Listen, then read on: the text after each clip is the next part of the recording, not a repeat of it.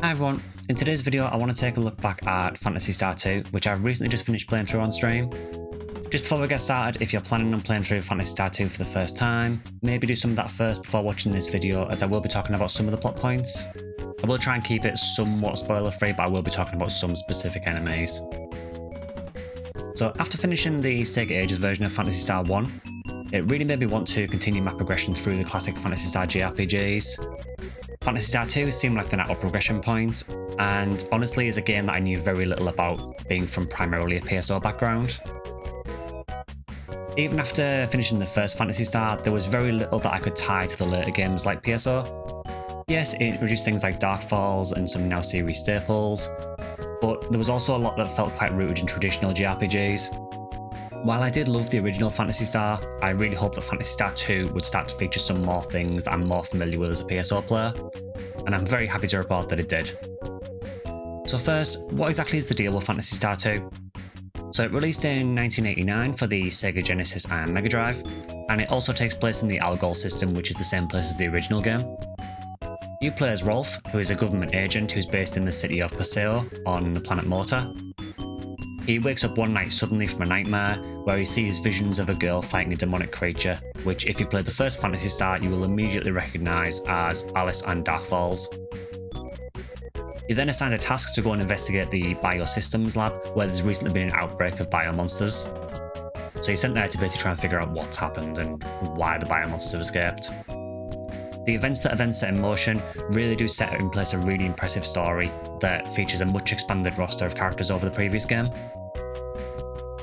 You start the game with a main character called Rolf, and also with a girl called Ney, who is one of the first of a new race, the Newmans. At this point I started to really look forward to where Phantasy Star II was going with the story, because it was one of the first things I immediately recognised to me as a PSO fan, especially as my favourite class in PSO is Hunuo. Obviously if you know PSO you'll also be aware of things like the Ney's Claw, so it was nice to see where all this was originally coming from.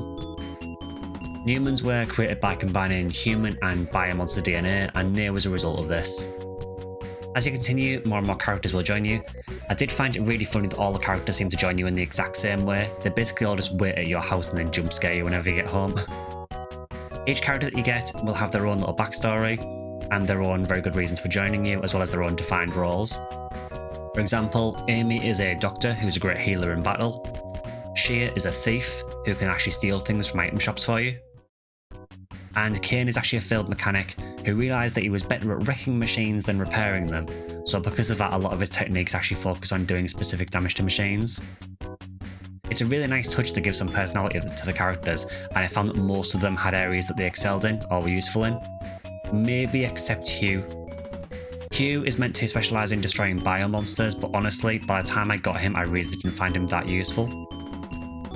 Next, we should probably talk about the dungeons in Phantasy Star II. These are completely different from the first-person dungeons of Phantasy Star I. They're a more traditional JRPG fare with a top-down view. Now I have to say, this is one element of Phantasy Star II that I didn't really enjoy as much. The earlier dungeons in particular kind of all look mostly identical, and almost every dungeon loves to show off the Genesis's parallax scrolling by showing elements of the roof above you. You can kind of see it in these clips here.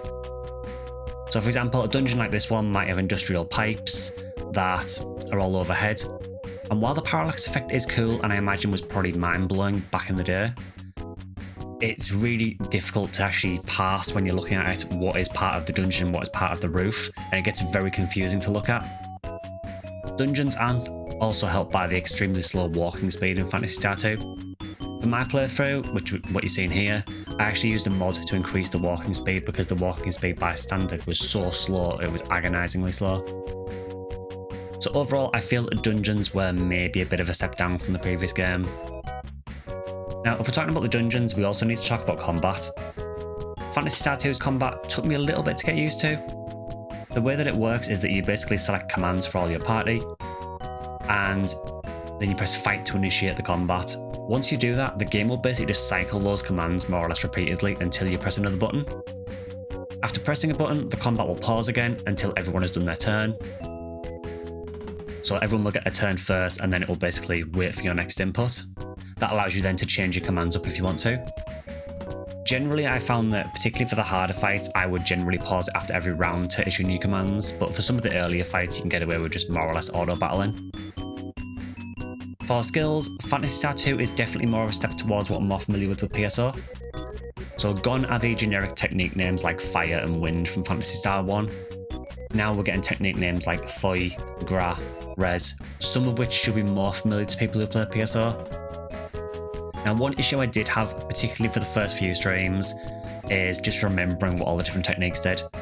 While a lot of them are very close to what they are in PSO, there are also a lot of techniques in Phantasy Star II that are not used in PSO, and I had no idea what a lot of them did. There's some that even towards the end of the playthrough, I was still struggling to remember what they did. I feel this is probably something that probably just comes with experience and just knowledge of the game, honestly, and you probably do get used to it eventually.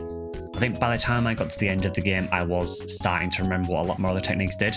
So I feel it's just a problem you'll probably struggle with when you first start playing it. Items at this point as well also do take a more of a step towards PSO. So gone are things like cola and burgers. We now have monomates, dimates and trimates. So later in Phantasy Star II, you'll also start to get items that can be used in battle as well for additional effects. For example, using the colour scarf in battle will cast Sana on all your party, which boosts everyone's agility. Using the crescent key will cast Girez, which will heal the user. This allows you to formulate more complex strategies and work around the weaknesses of some of the characters. For example, Amy, as I've mentioned, is a great healer, but she's also incredibly low agility, which means that she'll tend to act last in battle. Putting a Girez item on some of your faster characters can mean that if they get into a situation where they need to heal, sometimes it's beneficial to have them to use the item and get a quick heal if they've got high agility, rather than hoping that Amy will get the Girez out before they die. So there's a lot of extra strategy you can use because of these items. Now, the only downside with that is that it does kind of make some techniques sort of irrelevant. For example, once you've got the colour scarf, there is really not much reason to actually cast Sana. You just use the colour scarf instead, because it costs no TP. However, I suppose before you've got the colour scarf, there's more reason to use Sana then. Boss fights in Phantasy Star II, I'm not going to show them in this in the stream footage, just so people can experience it for themselves, but I will talk about one of the bosses in some depth. So boss fights in Phantasy Star II, they kind of follow a similar pattern to the first game.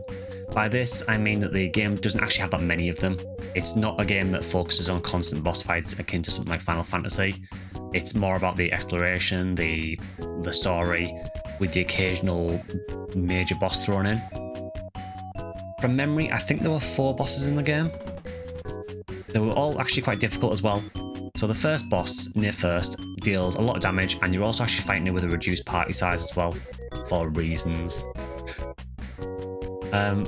Army Eye is a boss fight that you kind of have to lose. The whole point of that fight is to basically initiate one of the next plot points in the story. The final 2 bosses are both really difficult as well. Now, unfortunately, one boss in particular, which is Dark Force, that's not a spoiler, you knew that Dark Force was going to be in this, it's a very, very poorly designed fight. I think if I wasn't streaming the game, I would have been tempted to drop the game at that point because the fight was so annoying. So for those who aren't aware, the issues with the Dark Force fight are as follows. First of all, Dark Force has an ability where he can turn one of your characters evil. What it does is it basically applies a debuff to that character, and it's one of 6 different effects. 3 of those effects are kind of minor debuffs, so things like you might get lowered agility, or it'll prevent that character from using techniques, which could be minor or could be major depending on who it targets. Obviously, having Amy not being able to use techniques and not be able to heal is a problem. But on someone like Anna, who barely uses techniques, it's not an issue. But then 3 of those abilities are very major things that essentially prevent that character from acting. So there's one that's, I think it says crushed by despair. One of them makes the character greedy and they'll start to try and steal from other characters. One of them, they'll just try and turn traitor and run away every turn. Essentially, it's all flavor text, but it basically means the character just wastes the turn every single turn. So naturally, this is a big problem that we need to get rid of. Now, the solution to this is that Rolf has a sword which has a special ability that can cleanse evil and get rid of those debuffs. Brilliant. So clearly, because we've got items that you can use in battle to give special effects, you would assume that you use this sword to get the ability so you can trigger when to get that ability. Nah. The way it works is it has a random chance every turn to activate, and that is the only thing you can do. There is no way to increase the activation chance. There is no way of forcing it. You can go for... I had one fight against Dark Force where I went almost the entire fight without it activating once. And then I had another fight where it activated several times when I really didn't need it to activate. It's just pure RNG. So it is very, very frustrating when the entire fight essentially boils down to that. Oh, did I also mention as well that Dark Force can use that ability any turn it wants to, and it can also do it on multiple party members. It can only hit one at a time, but you can get into a situation where your entire party could be turned evil, and if they all get bad results, you could spend the entire battle with a party that you can't control, just hoping for that RNG activation to be able to do something. I just really think it's a badly designed boss fight, and I think that it does almost spoil the ending of the game, but thankfully the final boss after that is a much better fight and is much more of sort of a more traditional boss fight where there's no annoying RNG mechanics to deal with, which I really appreciated.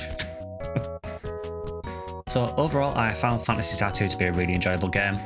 Yes, it is hampered by a few flaws such as the Dark Force fight that I mentioned, but I feel that the story is for the most part much stronger than the previous game, as much as I did still enjoy the previous game as well.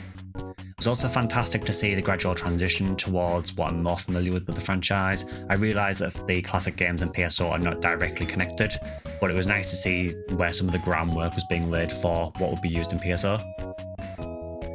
I feel that the art style for the game was absolutely beautiful. The sprite art in particular during the shops and some of the character cutscenes is really, really nice.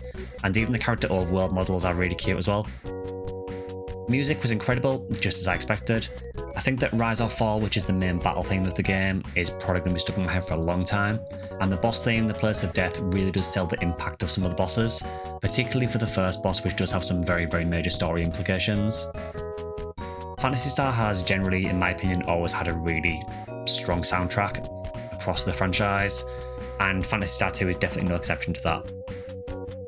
To wrap this up, I'm really glad that I got to experience Phantasy Star II, and honestly, it's a game I do see myself coming back to. Although I think if I come back to it again, I may try the PS2 version just to see what the differences are, because there was kind of a PS2 remake of it. So I would like to experience that and just see what the differences are with it as well. If you've never played Phantasy Star II, or you like JRPGs, I would thoroughly recommend giving this game a shot. It's, yes, very old and very dated now, but the story does genuinely hold up well, and I do feel like it's still a genuinely fun game, despite some of the jank with it. I've loved going back through these games as someone who loves the franchise as a whole. While I'm generally not a huge JRPG player, I play a few here and there, but I'm not a massive JRPG fan. It has been really, really interesting researching the early games and seeing the impact they had on the later games. I've now started Phantasy Star III Generations of Doom. Not sure what I've let myself in for with that one. And we'll likely do another video once I either complete that or give up on it, whichever comes first, because 3 is pretty rough. So, have any of you guys played Phantasy Star II? Do you have any memorable experiences with the game? Do you think you go back and try it or pick it up for the first time? Let me know in the comments. As usual, if you've enjoyed the video, please consider either liking, subscribing, or joining as a member on YouTube. You can either follow or sub on Twitch, which is Section Skylie. I have X and a Blue Sky that are both Section Skylie, and I do have a Discord channel you can join as well, which I'll leave a link to in the description. I do really, really appreciate the support, and if you do want to watch me play the classic Phantasy Stars, I tend to do them on my Wednesday streams, so when this video goes out, the following Wednesday we should be streaming Phantasy Star III Generations of Doom. So hope to see you guys there. So thanks for watching, and I'll see you guys in the next one. See you guys.